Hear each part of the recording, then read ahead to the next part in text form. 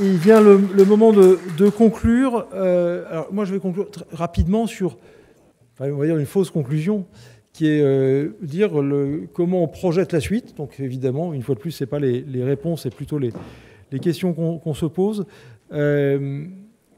Donc c'est un travail qui est en cours, hein, comme on dit en bon anglais, work in progress.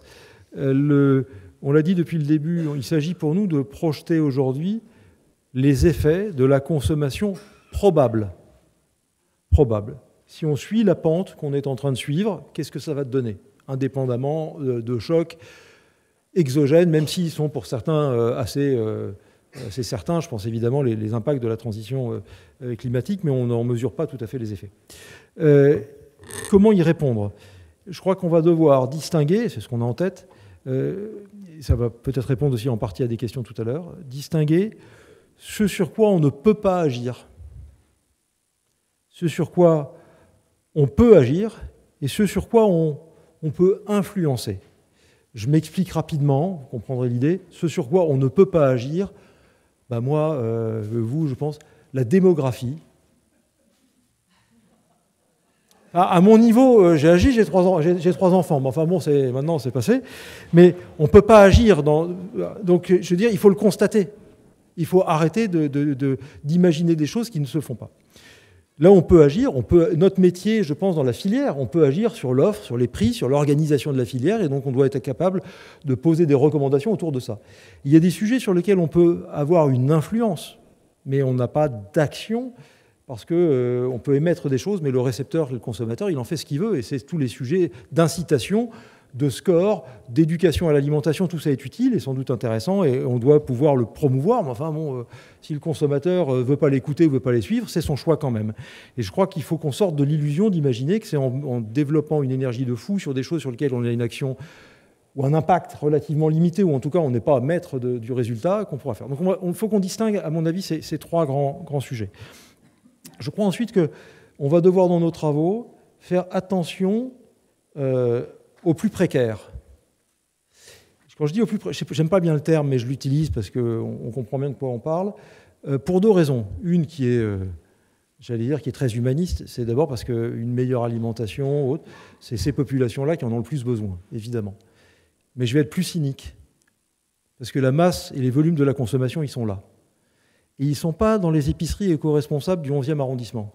Et donc, si on ne s'occupe pas de cette masse de la population, si on est dans on va dire le fantasme d'une consommation un peu plus haut de gamme, et en fait, on passe à côté du sujet qui nous occupe, qui est économique, qui est sur la filière alimentaire. Si on veut traiter la masse de la consommation, il faut traiter ce qui représente la masse des consommateurs. La question qu'on doit ensuite adresser, et Alessandra qui est encore connectée devra sans doute aussi nous éclairer, enfin vous avez toutes les expertises, c'est une question de fond, c'est est-ce que nous produisons en France, in fine, les matières premières agricoles de demain ? Je ne parle pas sous l'angle techno des nouvelles protéines, etc., mais c'est sous l'angle de ce qu'on vient d'évoquer. Est-ce que nous produisons en France les matières premières qui correspondent aux produits que nous allons consommer demain ? Et je suis convaincu, a priori, que oui, on est capable, mais l'expérience des 20 dernières années montre qu'il y a eu de sacrés écarts quand même, hein, et que si on l'avait fait il y a 20 ans, en fait, on serait un peu moins en difficulté aujourd'hui. Je ne reviens pas sur la compétitivité, on en a parlé. Au travers des derniers témoignages, il y a un sujet qui me semble très important, et c'est quelle organisation de marché on peut avoir, et il y a plusieurs angles. On comprend bien ici... un tissu industriel avec, dans certaines régions, une taille moyenne des industries de 6 salariés ne peut pas générer la valeur ajoutée qui permette de tenir un outil demain. Enfin, ça paraît assez illusoire. Ça a été évoqué par Alessandra aussi dans la partie agricole. Et donc, il faut qu'on se pose ce type de questions. Ça questionne également sur l'organisation liée au circuit de distribution, on l'a dit. Ça questionne également, on ne l'a pas dit là, il y a un autre groupe, je vous regarde Yves, sur l'organisation des relations commerciales, tout circuit.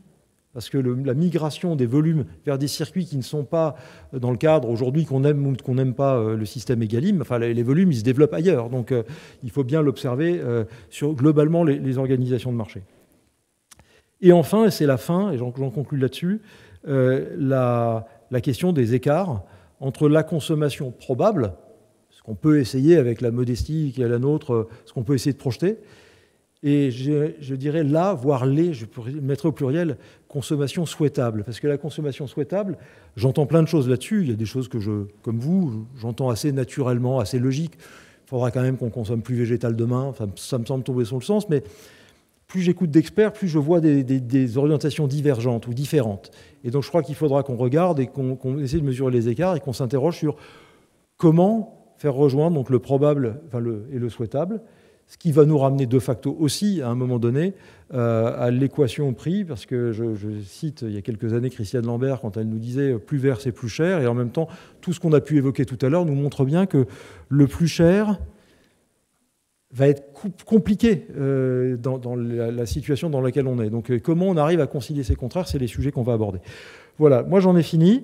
Je voudrais encore remercier le groupe de travail et puis toutes les personnes qu'on a auditionnées et celles qui sont venues témoigner aujourd'hui. Le travail est en cours, il est très riche, on sera très attentif à toutes vos observations, à toutes vos recommandations, à toutes vos contributions éventuelles les uns et des autres pour continuer ce travail, pour vous remettre un rapport d'ici quelques semaines ou quelques mois pour ne pas être trop gourmand. Merci à vous.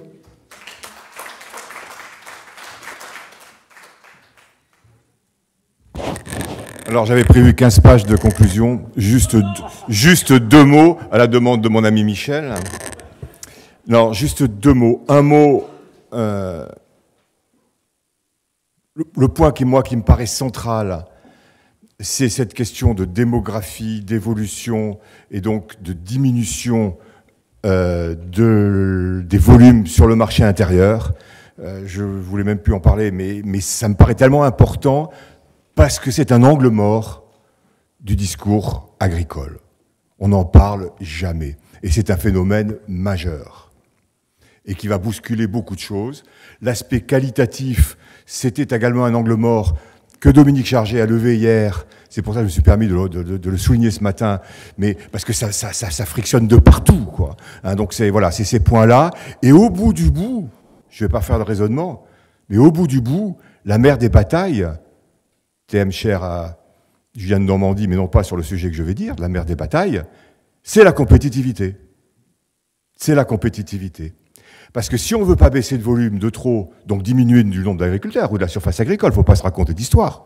C'est l'export et c'est les questions de prix. Et pour ceux qui ne l'ont pas compris, Lactalis est en train de nous le faire comprendre.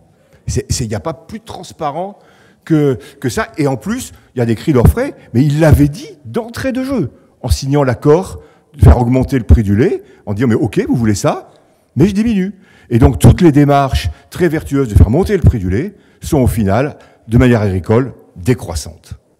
Donc ça, c'est un fait majeur, je ne pouvais pas résister, mais je repris la parole surtout pour vous demander de féliciter et d'applaudir notre ami Philippe pour la façon magistrale dont il conduit le groupe de travail et dont je crois vous avez l'illustration dans la conduite de nos séances. Merci Philippe.